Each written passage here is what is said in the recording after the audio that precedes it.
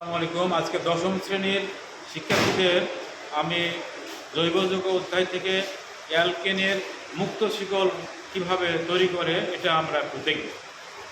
বন্যারানী, তুমি কি অ্যালকিনের যে প্রোপেন C3H8 এর নাম কি? প্রোপেন, এটার কি মুক্ত শিকল দেখাতে পারবে? আচ্ছা, ধন্যবাদ, দেখাও। এখানে কার্বন আছে 3টি। গুড। 3টে করতে হবে।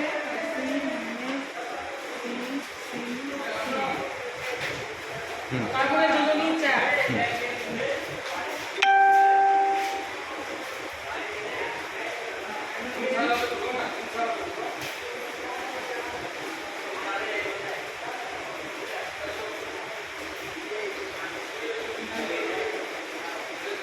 কথা বলো, কথা বলতে হবে। হ্যাঁ।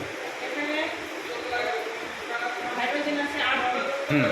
এবং 8টি দেওয়া দিয়ে দিলাম। আচ্ছা, এখন হচ্ছে মুক্ত যৌগ। শিকল। মুক্ত শিকল। আচ্ছা, এখানে এখানে কার্বন আছে 3টি। না, হাইড্রোজেন আছে 3টি। হাইড্রোজেন 3টি। হ্যাঁ।